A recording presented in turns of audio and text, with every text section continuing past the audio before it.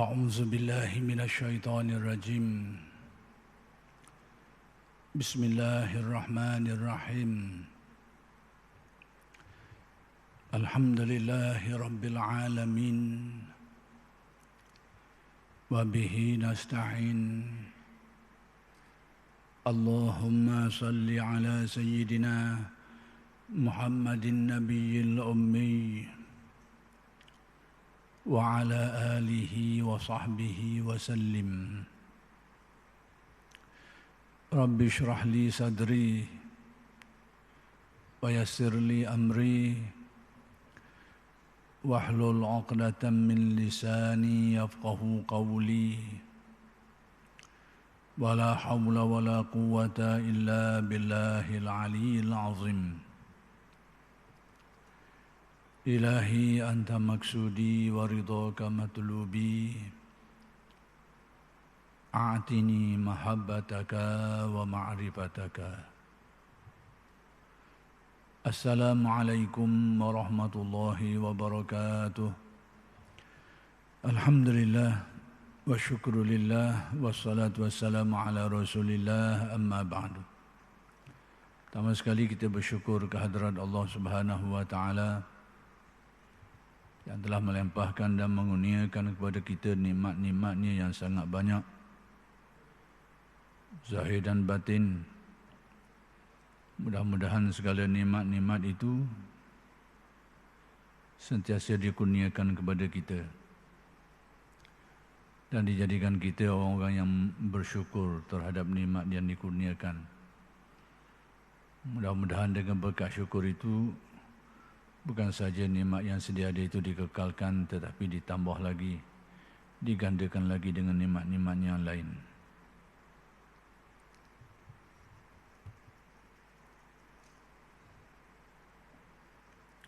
Dan insya-Allah kuliah Masjid Abidin pada malam ini akan meneruskan lagi huraian kalam hikmat Asy-Syaikh Ahmad ibn Athaillah Al-Iskandari radhiyallahu anhu. Kalam hikmat yang ingin dikupas pada malam ini ialah kalam hikmat yang masih lagi kalam hikmat yang kedua atau tiga yang ingin disambung lagi huraiannya.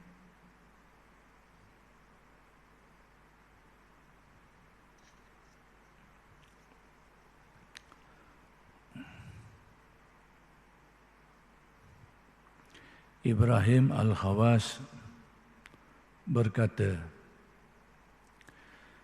seseorang sufi tidak harus memilih jalan tidak berusaha,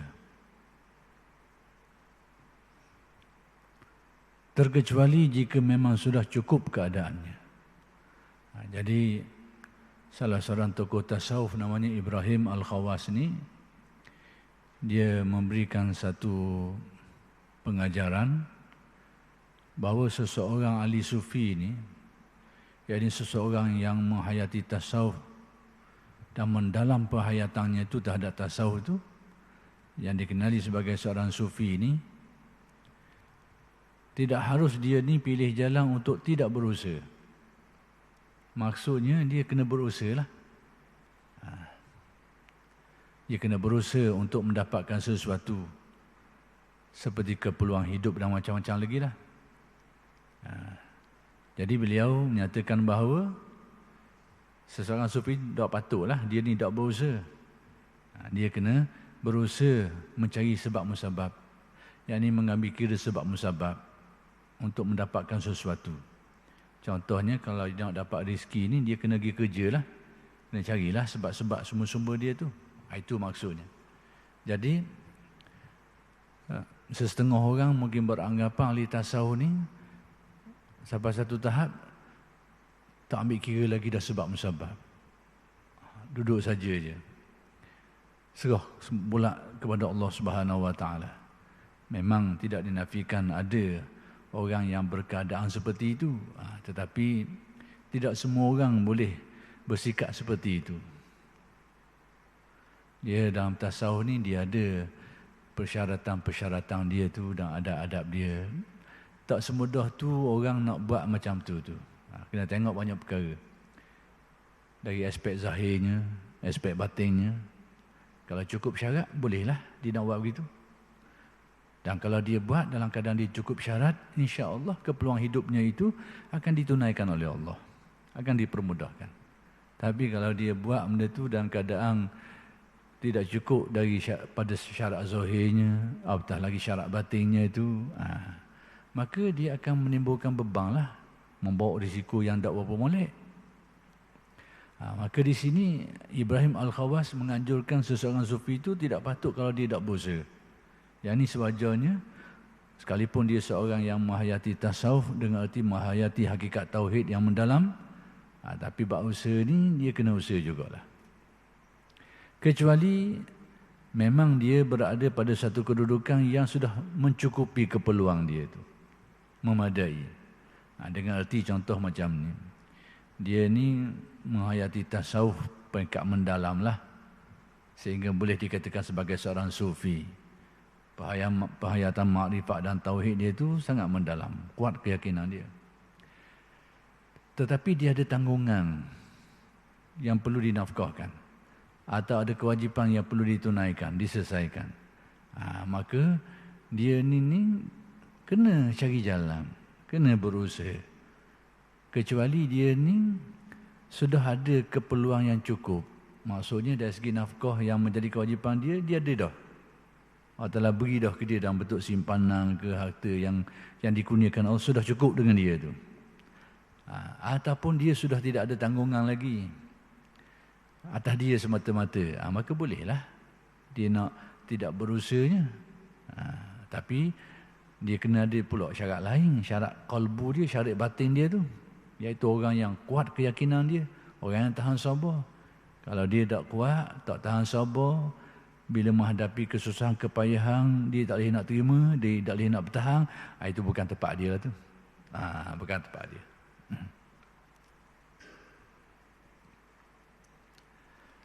Abu Abdullah Al-Qurashi, dalam buku saya ni kitab situ Al-Quraish. Nama ni yang lepas-lepas ni dia nasabkan kepada Al-Qurashi. Berkata, selama keinginan berusaha itu kuat dalam perasaan nafsumu, yakni gerak hatimu itu cenderung untuk berusaha itu tinggi, maka berusahalah, itu lebih utama. Jadi ahli tasawuf ni dia ada pedoman dia dalam bab ni. Banyak perkara lah yang kena tengok. Maka salah satu pedoman ni, pedoman banyak. Tadi persyaratan dia kena tengok belaka tu. Untuk orang mengambil sikap yang dinamakan dalam tasawuf ni sebagai tajrid ni, tajrid dengan arti dia tidak berusaha lagi dah. Dia pula serah kepada Allah Ta'ala. Ada segolongan orang yang sampai darjah ni, tapi dia kena cukup syarat zahir dan batin. Sekarang ni Abu Abdullah Al-Qurashi ni dia beri satu pedoman. Pedoman dalam bab apakah seseorang sufi itu patut dia berusaha ke tak. Dia perlu berusaha ke tak. Mungkin dia ni berada dalam keadaan bukan menjadi kewajipan lagi dia. Usaha nak mendapatkan keperluan hidup tu pada orang yang dicontohkan ni bukan menjadi suatu keperluan dan kewajipan. Cuma atas dia nak berusaha ke tak boleh, atas memenuhi keperluan diri dia sendiri. Mungkin tanggungan dia tak ada dah, atas dia semata-mata. Jadi atas dia ni, dia patut berusaha memenuhi keperluan hidup dia ke atau tidak. Maka pedoman yang diberikan oleh Abu Abdullah Al-Qurashi ni, dia kata tengok gerak kalbunya, gerak hati. Dia kata selama mana keinginan berusaha tu, kecenderungan hati kita untuk berusaha tu, gerak dalaman kita tu, cenderung untuk berusaha mencari sesuatu, mencari sebab musabab tu, selama keinginan berusaha itu kuat dalam hati, kecenderungan tinggi untuk berusaha berbanding untuk tidak berusaha, kuat dalam perasaan nafsu. Perasaan nafsu ni perasaan diri dia lah. Maka berusaha itu lebih utama. Maka orang macam ni, dia berusaha mencari sebab musabab tu lebih utama kedudukannya. Ini bagi orang yang sudah terlepas dari kewajipan. Tapi kalau dia masih terikat dengan kewajipan berusaha memenuhi tuntutan syarak, tak ada pilihan pada dia, maka wajib dia berusaha. Sekarang ni orang yang ada pilihan, maksudnya bukan menjadi kewajipan pada dia lah. Tanggungannya mungkin tak ada atas diri dia. Nak usaha boleh, tak boleh. Sekarang pilihan mana? Maka pedoman yang diberikan macam ni. Tengok gerak hatimu itu. Cenderung ke mana? Cenderung nak berusaha mendapatkan sesuatu. Cenderung kepada mengambil sebab musabab untuk mendapatkan sesuatu. Itulah yang lebih afdalnya. Tapi sekiranya kecenderungan hati itu cenderung ke lain. Tak cenderung ke situ. Dia cenderung kepada serah kepada Allah lah. Ada rezekiku ada lah. Dia cenderung situ. Atas diri dia. Tanggungan tak ada dah. Tuntutan syarak lepas dah. Sekiranya cenderung ke situ, dia boleh buat pasal itu. Jadi, apa yang diberitahu oleh Syekh Abdullah Al-Qurashi ini berkaitan dengan apakah lebih patut dia berusaha atau tidak. Bagi orang yang bukan lagi menjadi suatu kemestian dia berusaha. Dalam keadaan macam saya contoh tadilah, tanggungan yang wajib tadi tak ada dah, atas dia semata-mata. Keperluan hidup dia macam mana? Sekiranya keperluan hidup dia pun sekadar ada je. Ada hari tak ada. Tapi kewajipan tak ada dah. Maka orang yang mencukupi sekiranya dia ada satu keyakinan yang kuat, maka pada waktu itu dia ada pilihan. Sama ada nak berusaha mencari keperluan hidup dia atau tidak. Jadi bila pilihan ni, hak mana yang lebih utama? Pedoman dia tadi. Tengok gerak hati dia tu. Hati dia kuat ke arah kena cari ni. Kena berusaha ni dapat. Yang afdal, yang utama, pergi. Demikianlah sebaliknya. Itu kena faham pedoman yang diberikan oleh ulama tasawuf. Tapi, saya ulangi balik, sekiranya seseorang itu berada pada satu situasi, satu keadaan yang mana mencari sebab musabab ini, berusaha dan mengambil sebab musabab ini merupakan suatu kemestian bagi dia, seperti dia ada nafkah yang wajib ditanggung, maka tak ada pilihan, dia kena cari. Dia kena cari.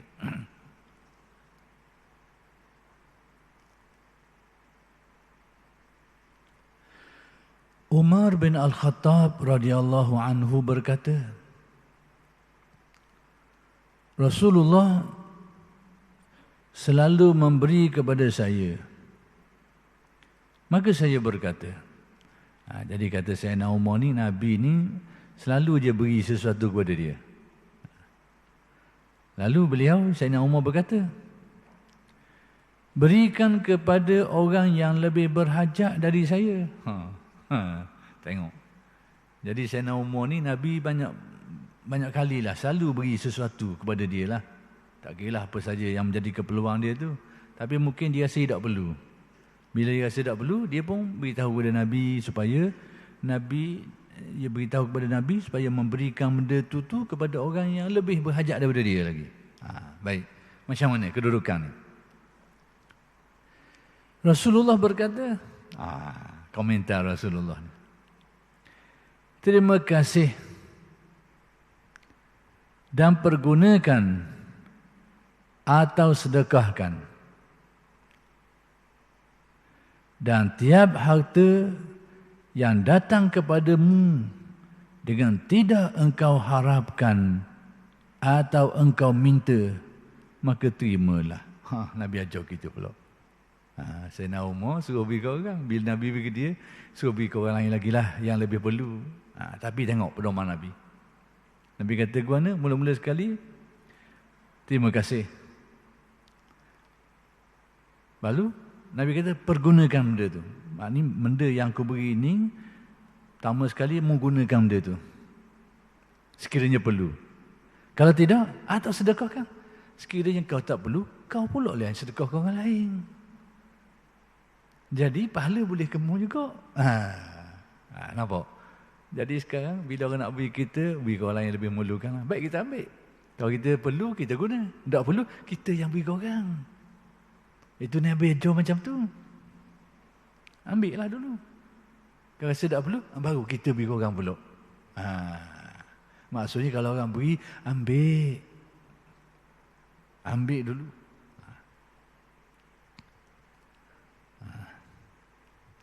Kemudian Nabi menjelaskan, dan tiap harta, ni Nabi beri pedoman.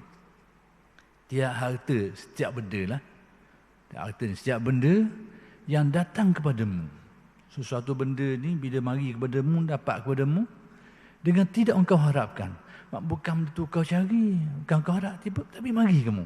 Orang beri, orang sedekah, orang hadiah, mari. Yang datang kepadamu dengan tidak engkau harapkan atau engkau minta. Yang ni kita tak harap, kita tak minta, tapi mari orang beri. Kalau pemberian macam tu apa sikapnya? Nabi pesan, dia kata sekiranya setiap sesuatu yang datang kepadamu tu, yang mana dia datang kepadamu bukan kau harap dan bukan kau minta. Minta ni kabarlah aku nak. Harap ni tak kabar dah hati nak. Sekarang tak ada belaka. Nak dalam hati tak ada. Minta pun tak ada. Jadi tiba-tiba ada orang beri. Baik, apa sikap kita yang diajar oleh Nabi ni? Maka terimalah, kata Nabi. Terima. Jadi Nabi nak membetulkan sikap Sayyidina Umar yang kurang tepat. Tak salah. Sayyidina Umar kata berilah ke orang lain yang lebih layak lagi. Tak salah gitu. Tapi nak ajar sikap yang lebih tepat. Sekiranya sesuatu yang datang kepadamu itu, pertama sekali mu tak harap benda tu. Yang kedua mu tak minta. Nabi pesan, ambillah dulu. Terimalah. Dan yang tidak, yakni sekiranya tidak demikian, apa yang kita harap, apa yang kita minta tu, maka jangan engkau angan-angan. Apa yang tidak datang kepadamu tu, mu jangan angan-angan. Yang tidak datang. Yang datang kepada kita, dalam keadaan kita tak harap dan tak minta, terimalah. Tapi yang tak datang kepada kita, mu jangan angan-angan lah. Jangan berangan nak dapat benda tu. Jadi apa yang Nabi nak khabar ni? Pertama sekali Nabi nak khabar adab. Bila rezeki atau sesuatu benda mari kepada seseorang ni, dalam keadaan kita tak harap, kita tak minta, itu nak khabarnya gerak Allah Ta'ala lah nak sampai kamu tu. Terima. Nak beri ke orang, cerita lain. Ada pun hak kita minta, kita harap, atau lain cerita. Dia ada, minta, dok, harap, dok, mari boleh. Terima. Itu adab yang Nabi ajar kepada kita. Ada pun yang tidak datang dengan cara tu, dengan cara seperti tadi tu, tak datang macam tu pada kita tu, bukan orang beri, maka jangan kita berangan-angan nak mendapatkannya. Yang ni dengan arti Nabi nak ajar kepada kita adab dan sifat zuhud dan qanaah. Adab tu sekiranya didatangkan, terimalah. Itu adabnya. Kerana Allah Ta'ala menggerakkan tu nak sampai kita, itu kita pandanglah itu gerak pemberian Allah, maka terimalah. Itu adab yang sepatutnya. Tapi hak tak mari dengan cara tu jangan berangan. Itu Nabi nak ajar supaya hati kita bersifat qanaah. Jangan ada sifat cenderung, apatah lagi tamak dan sebagainya.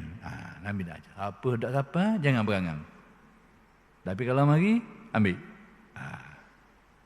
Itu pedoman Nabi. Jadi agak berbeza sikitlah dengan sikap Sayyidina Umar tadi tu. Bila Nabi beri ke dia, dia suruh beri ke orang lain. Jadi Nabi nak ajar, itu bukan cara yang baik. Cara yang baik, sekiranya benda tu mari kepada seseorang tu, dia tak harap dan dia tak minta, terima. Tapi sekiranya tidak demikian, maka jangan berangan lah dapat benda tu. Bila berangan tu, dia sudah ada keinginan dah, keinginan.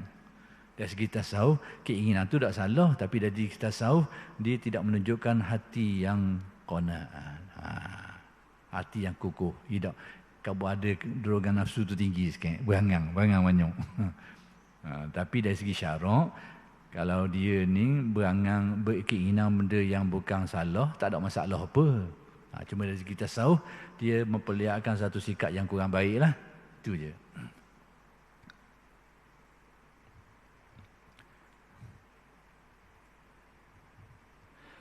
Kemudian Al-Masi, yakni Sulaiman radhiyallahu anhu berkata, ada seorang pemuda datang kepada Ibrahim At-Taimi untuk memberi hadiah wang. Orang mari nak beri hadiah wang. sebanyak 2,000 dirham. Oh, banyak tu. 2,000 dirham. Jadi yang nak beri ni seorang pemuda yang tidak diberitahu nama dia. Kepada siapa yang nak beri? Kepada seseorang yang namanya Ibrahim At-Taimi. Apa yang nak beri? Duit sebanyak 2,000 dirham. Sambil berkata, dia kata, apa yang dia kata? Terimalah, dia kata. Terimalah wang ini, ambillah wang ni, 2,000 ni. Dia kata ke Ibrahim At-Taimi ni. Ini bukan dari raja, yakni harta yang aku, duit pitih aku nak beri kamu ni, bukan daripada raja. Kalau dari raja tu ada kemungkinan syubhah itu dan ini, kemungkinan. Tapi dari segi syarak pun luluh je. Kalau kita tengok, saya nak sebut sikit sini, mungkin bermanfaat untuk kita lah. Dibahaskan oleh ulama-ulama tasawuf dalam bab pemberian orang yang sumber dia tu capur. Kita tahu capur, sumber molek pun ada dengan dia, sumber tak molek pun ada dengan dia. Capur, kita tahu. Kalau diberi kita, boleh ambil tak? Maka dari segi hukum yang dinyatakan tu boleh ambil. Sebab kita tak tahu bahagian mana yang beri kita tu, kita tak tahu. Dan kita dilarang untuk syok-syok lebih-lebih kurang. Buat syok ni mariak haram, jangan syok. Dari segi boleh. Itu, tapi kecuali kita memakai hukum warak. Warak tu atas kita lah. Atas kita rasa tak mau ambil, tak apa. Tapi jangan sampai menjatuhkan aib dia tu. Jangan memalukan orang tu. Itu pedoman. Jadi kalau kita tahu gitu, dia beri, kita tolak dan memalukan dia, itu jadi benda tak molek pula dah. Jadi uduh pula. Nak kabarnya, benda yang tak pasti itu tu sekalipun ada keraguan, dari segi syaraknya luluh boleh. Orang yang tak mau ambil, dia rasa syubhah, itu atas dia. Tapi kalau dia nak ambil, sedangkan dia tahu orang tu sumber pendapatan dia dari dua, satu daripada hak molek, satu hak tak molek, pada dia masih boleh ambil. Dari segi syarak tidak jadi halangan, boleh. Jadi sekarang ni nak kabarnya, bila orang muda ni dia bawa 2,000 nak beri ke Ibrahim At-Taimi ni, dia kata ambil lah. Dan dia kabar ni bukan dari raja. Sebab takut-takut ada kebimbangan. Dia sangka duit ni mari dari raja yang zaman dulu mungkin muskil dari segi sumber dia tu. Dia ambil sebahagiannya daripada harta rampasan lah, sebahagiannya daripada yang jadi mungkin ada setengah orang tu berasa syok sikit. Jadi kawan ni bukan dari raja ni. Juga bukan wang syubhah. Ni juga bukan wang syubhah. Dan lain-lainnya. Maksudnya ni halal. Aku nak beri kamu ni bukan dari sumber-sumber yang diragui. 2,000 ni, 2,000 dirham. Jawab Ibrahim. Tengok macam mana jawab Ibrahim At-Taimi pula. Semoga Allah memberkati hartamu. Dia doa. Mudah-mudahan Allah Ta'ala memberi keberkatan kepada hartamu. Dia doa yang baik kepada orang ni. Dan membalas engkau lebih kebaikan. Demikian juga mudah-mudahan Allah Ta'ala membalas kebaikan kepadamu. Dan terima kasih. Lepas tu dia terima kasih lagi atas pemberian tu. Lalu ditolaknya. Dia tolak. Tengok apa benda kejadiannya. Dia tolak. Tapi mula-mula dia kata, mudah-mudahan Allah Ta'ala berkat, akan memberi berkat kepada hartamu tu. Mudah-mudahan Allah Ta'ala beri kebaikan kepadamu. Dan terima kasihlah atas niat baikmu nak beri aku ni. Tapi dah ambil. Dia tolak. Gimana ni? Apa benda cerita ni? Tengok. Lalu ditolaknya wang itu. Baik, ditolaknya wang itu. Setelah pergi pemuda itu, saya bertanya. Setelah orang muda tadi tu pergi, dia tanya. Ni orang yang bawa cerita ni, tanya Ibrahim At-Taimi semula ni. Apa cerita ni? Buat gini ni. Tengok. Ya Aba Umran. Jadi Aba Umran ni kembali kepada Ibrahim At-Taimi tu. Cuma nama asalnya Ibrahim At-Taimi, tapi panggilan dia ni orang panggil dia, orang ni panggil dia Aba Umran. mengapakah engkau tolak pemberian itu? Dia tanya, apa mu tolak pemberian orang tadi itu? Demi Allah, isterimu tidak mempunyai gamis. Gamis ni pakaian lah. Jadi dia kata, apa mu tolak pemberian orang tadi itu? Padahal isterimu tu perlukan benda tu. Binimu tu perlu benda tu. Untuk dia ada keperluan. Sebab apa mu tolak? Dia tanya Ibrahim. Baik.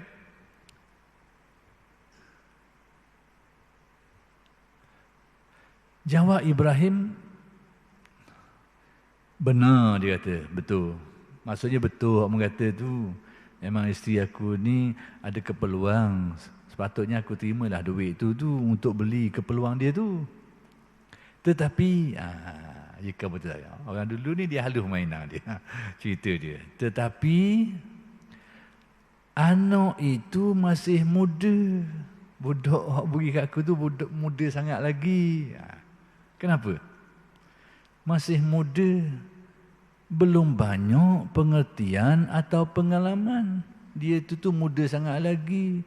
Dari segi pengalaman-pengalaman, kefahaman-kefahaman, pengajian ilmu tak banyak lagi. Lalu dia bilang apa? Saya khawatir, ini aku bimbang, kata Ibrahim At-Taimi.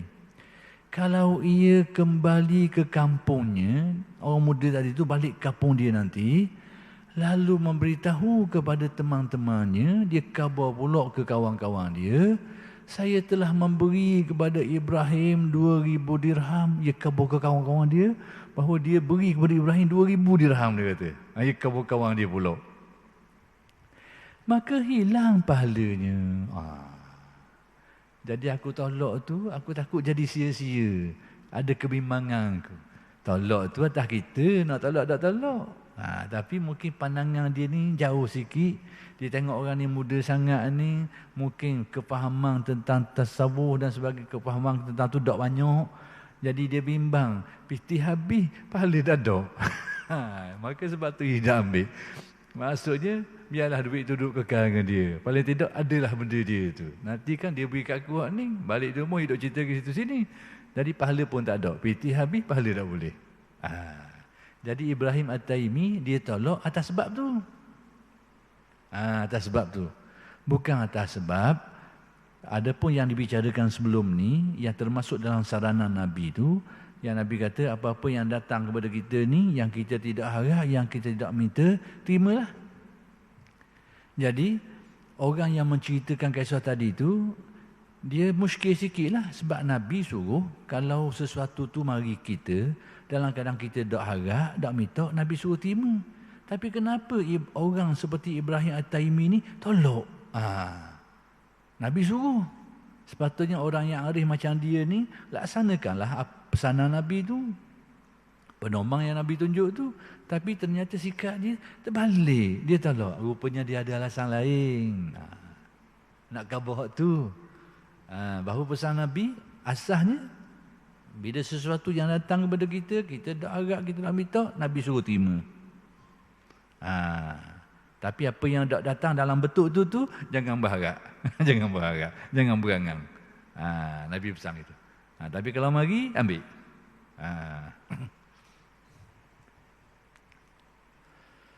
Baik. Rasulullah sallallahu alaihi wasallam bersabda, sesiapa yang menolak rezeki, siapa yang menolak rezeki yang diberi oleh Allah tanpa minta-minta. Dia tak minta-minta, tapi didatangkan Allah. Allah Ta'ala datangkan rezeki. Kalau dia minta, itu menjadi sebab dia itulah. Sekarang dia tak minta. Tiba-tiba mari. Berarti yang ketara, yang jelas, pemberian Allah ke dia. Kalau kita minta, hak jelasnya bahawa kita dapat tu dengan sebab kita minta tu. Tapi kalau kita tak minta, tiba-tiba mari juga, maka jelaslah itu gerak daripada Allah. Allah Ta'ala nak beri kamu. Biar faham gitu. Ini pandangan ni. Bahawa, tengoklah bahawa mu tak minta, tapi mari juga. Fahamilah. Itu gerak daripada Allah nak beri kita. Jadi, Sesiapa yang menolak rezeki yang diberi oleh Allah tanpa minta-minta. Dia tak minta-minta, tapi tiba-tiba datang rezeki itu. Itu tanda yang Allah Ta'ala nak beri ke dia. Nak beri ke dia tu. Maka sesungguhnya ia telah menolak pemberian Allah. Tak boleh, tak baik. Hak jenis mari ni, hak dalam kita tak minta, kita tak harap, tak minta mari, pesan Nabi terimalah. Kenapa? Nyata dan jelas itu gerak daripada gerak Allah Ta'ala, gerak rezeki itu. Allah Ta'ala memang nak beri kepada kita. Memang itu Allah Ta'ala nak beri kepada kita. Maka terimalah. Pesan Nabi suruh terima. Hak jenis gini ni, hak jenis boleh ni, dan kadang kita dah harap, kita dah minta. Terimalah, ambil lah. Demikianlah huraian terhadap kalam hikmat Syekh Ibn Atha yang ke-203 yang berkait dengan pedoman yang diajar oleh ulama tasawuf berkaitan dengan mengambil sesuatu daripada makhluk ni. Maksudnya dalam kalam hikmat yang 203 ni Syekh Ibn Atha ajar kita pedoman-pedoman bagaimana kita ni nak mengambil sesuatu, nak menerima sesuatu daripada pemberian makhluk ni. Kalau kita tengok bahawa makhluklah yang beri kepada kita, dari segi fiqhnya boleh je kita terima. Dari segi tasawufnya mujang terima. Kalau kalbu kita ni pandang manusia ni lah yang beri kita, bukan i'tikad. Kalau kita i'tikad, batal iman kita. Kena tengok tu. Dan ini dekat-dekat aja. Kalau menjadi i'tikad kita, manusia ni lah sebagai punca sebenarnya kepada pemberian tu, batal iman, rosak iman kita. Sekarang tak gitu, i'tikad kita Allah lah yang memberi, tapi lupa panggil ghaflah. Sehingga hati kita banyak melihat ni mari dia, lagi dia lah ni sibuk. Jadi kalau mari pesen tu pandangan tasawuf jangan ambil tu. Kalau gitu. Jangan ambil. Dari segi syarak, dari segi fiqh luluh je, boleh je. Nak ambil dari segi fiqh tak ada masalah tu. Sekiranya benda tu benda yang halal. Tapi dari kita tasawuf, sekiranya kalbu kita pandang bahawa benda tu mari daripada kita lupa kepada Allah lah yang mengurniakan tu, kita tak nampak lupa. Bukan tak percaya, bukan hilang keyakinan. Akidah kita tu tak ada. Bahawa tidak ada satu pemberian pun melainkan Allah yang memberi. Allah lah Al-Mu'ti, dialah yang maha pemberi. Itu akidah asal kita. Asal kita, tak lagi dah tu. Sekarang kita lupa benda tu. Bukan tak ada keyakinan tu, lupa. Orang tanya boleh jawab. Orang tanya, siapa pemberi? Allah. Dia ada keyakinan tu. Tapi dalam kehidupan ni dia lupa tak mari betul. Kerana ghaflah qalbu dia tu, hati dia lalai tu, maka dia nampaklah sebab musabab tadi tu. Tiba-tiba dia nampak sebab musabab mendatang ke dia sesuatu benda ni. Maka dari sudut fiqh dia boleh ambil je, tapi dari sudut tasawuf jangan ambil lah. Sehinggalah kalbu dia tu menyedari, memandang bahawa makhluk ni adalah digerakkan Allah sebagai wasilah yang digerakkan Allah untuk menyampaikan sesuatu kepada kita. Sekiranya kita pandang dengan pandangan makrifat tu, ambillah dari segi tasawufnya. Molek, insya-Allah berkah. Tapi semua tu tak lagi daripada biarlah benda tu benda yang halal, benda yang luluh dari segi syarak. Itu adab yang telah diberitahu oleh Syekh Ibn Atha. Jadi kalau kita ambil dalam keadaan kita tak nampak, lupa kepada Allah, nampak manusia je beri, Allah dia ni, kita banyak ini, lupa dah Allah Ta'ala tu. Terima boleh, dari segi syarak tak salah. Tapi dari sudut pandang tasawuf tu, kita ni hati yang lalai. Hati kita ni banyak tebal, pada ni lupa, ghaflah. Jadi demikianlah. Kalau hikmat yang ke-203 ni pedoman kepada kita berkait dengan kita menerima sesuatu daripada makhluk ni. Jadi tasawuf ni dia ada pedoman. Supaya apa yang kita dapat tu mudah-mudahan berkat. Dan apa yang kita dapat tu membawa kita kepada syukur. Yang menjadikan kita syukur tak syukurnya kerana kalbu kita tu nampak tak nampak. Bila kalbu kita tidak nampak itu gerak pemberian Allah kepada kita, pertama sekali kita tak syukur. Yang kedua, ada kemungkinan yang mari tamak pula. Yang ketiga, kemungkinan kita akan jadi sombong pula sekiranya pemberian tu pemberian yang ada nilai-nilai tersendiri.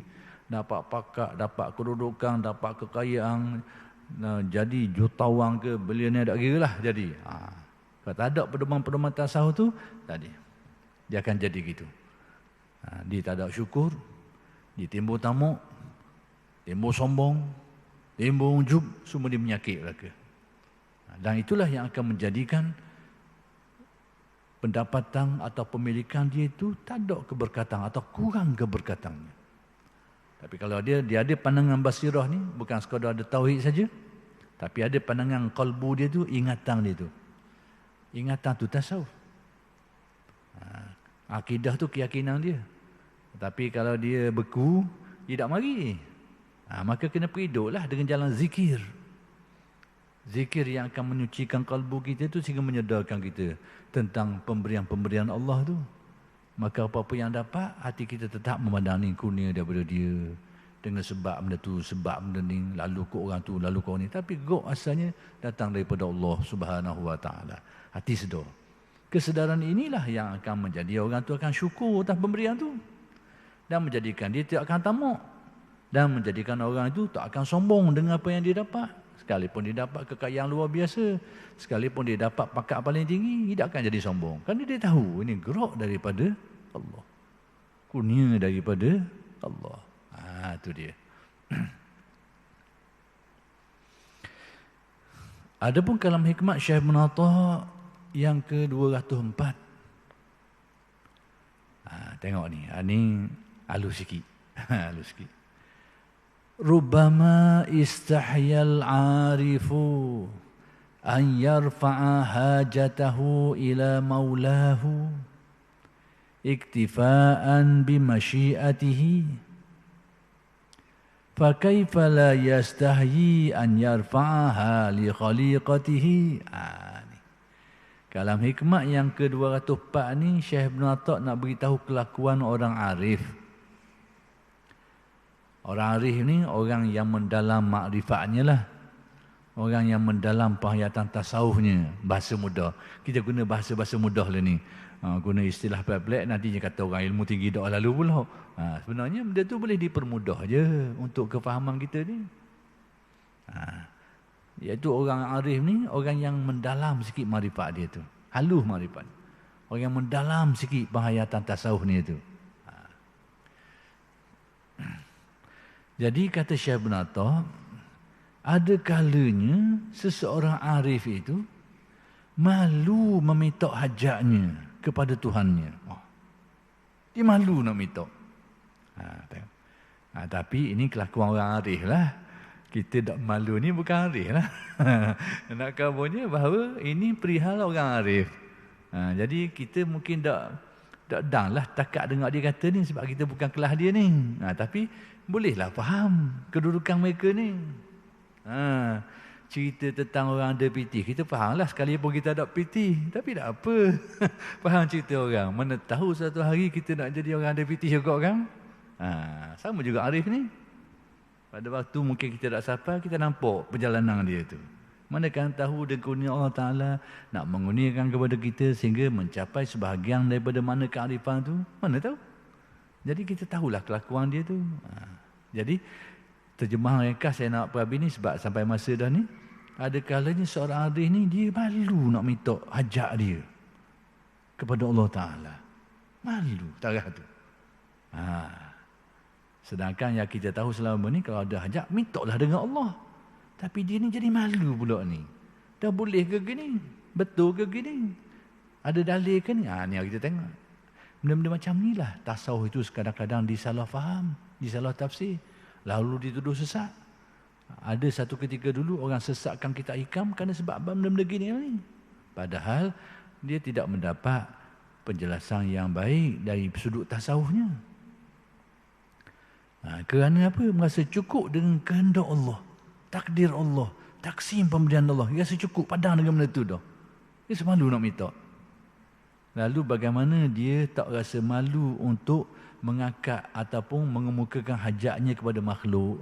Lebih-lebih lagi lah. Kelakuan orang ni. Jadi ini ada pedoman yang baik untuk kita.